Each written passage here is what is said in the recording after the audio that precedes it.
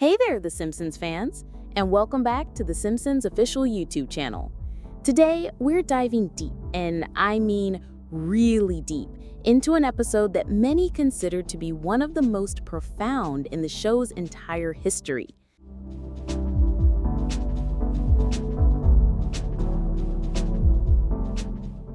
We're talking about Season 4, Episode 3, Homer the Heretic. On the surface, it seems like a classic Homerism, finding any excuse to be lazy.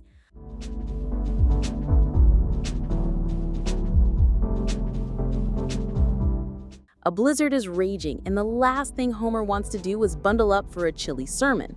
But what unfolds is a surprisingly nuanced exploration of faith, community, and the very nature of worship.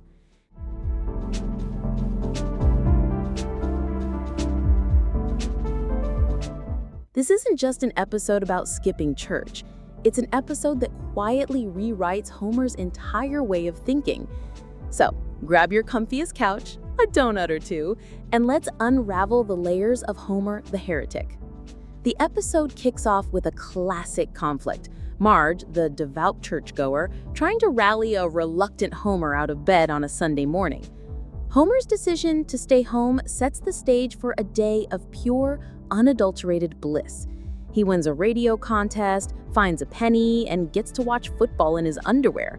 Meanwhile, the rest of the family endures a freezing church service, so cold that they start fantasizing about the warmth of hell.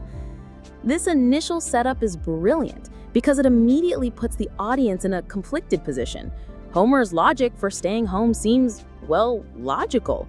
Why endure misery for the sake of ritual? Even God, in a dream sequence, seems to agree with Homer, finding the sermons about damnation just as tedious. You know what I really hate about church? Those boring sermons. I couldn't agree more. That Reverend Lovejoy, he really displeases me. This conversation is a pivotal moment. It validates Homer's feelings and suggests that a personal connection with a higher power might be more important than organized religion. This idea of worshiping in my own way is a sentiment that resonates with many people. But this is Homer Simpson we're talking about, and we know his motivations are often a little selfish. The episode cleverly contrasts Homer's newfound spirituality with the unwavering and, at times, overbearing faith of his neighbor, Ned Flanders. Flanders, in his typical well-meaning fashion, becomes a relentless lawman of faith, determined to bring the runaway outlaw Homer back to the flock. Their car chase, with Homer desperately trying to escape to Garbage Island, is a hilarious and insightful commentary on religious zealotry. But here's the twist. While Flanders' methods are extreme, his intentions are pure. He genuinely believes he's saving Homer's soul. Homer, on the other hand, while making some valid points about personal faith, is primarily motivated by his desire for comfort and leisure. This duality is what makes the episode so compelling. Neither character is presented as entirely right or entirely wrong. And when Homer's house catches fire, a direct result of his own gluttony and sloth, falling asleep with a lit cigar, it's Flanders who risks his life to save him. He doesn't hesitate, proving that his faith isn't just about judgment, it's about action and compassion.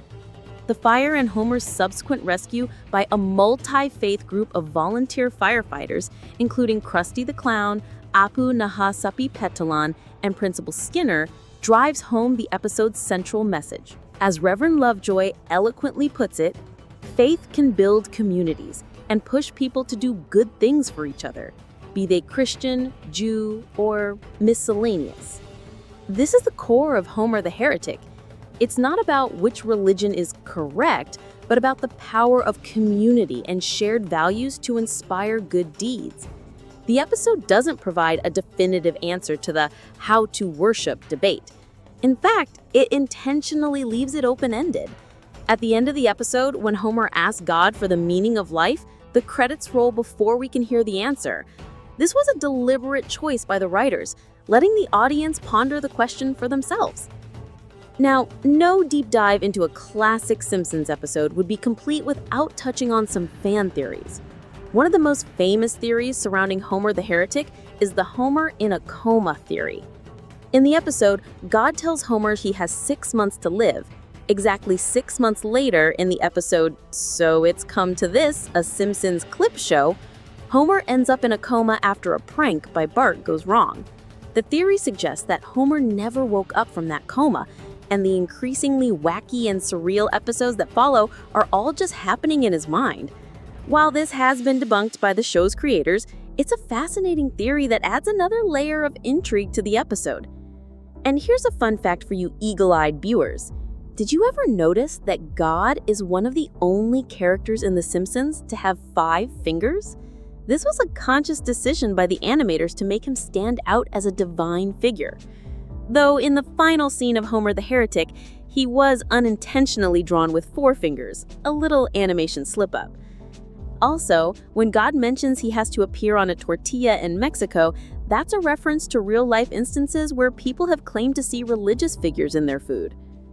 So, what can we take away from Homer the Heretic? It's an episode that masterfully balances humor with profound philosophical questions. It suggests that while organized religion can provide a powerful sense of community and drive people to do good things, a personal and direct relationship with a higher power is equally valid. It doesn't condemn Homer for his laziness, nor does it fully endorse his self-made religion. Ultimately, Homer the Heretic is a testament to the brilliance of The Simpsons at its peak. It's an episode that encourages us to think, to question, and to find our own meaning, all while making us laugh out loud. It's a reminder that sometimes the deepest truths can be found in the most unexpected of places, even in a cartoon about a yellow, donut-loving family man. What are your thoughts on Homer the Heretic? Is it the deepest episode of all time? Let us know in the comments below. And don't forget to like and subscribe to The Simpsons Official for more deep dives into your favorite episodes. Until next time, stay cromulent.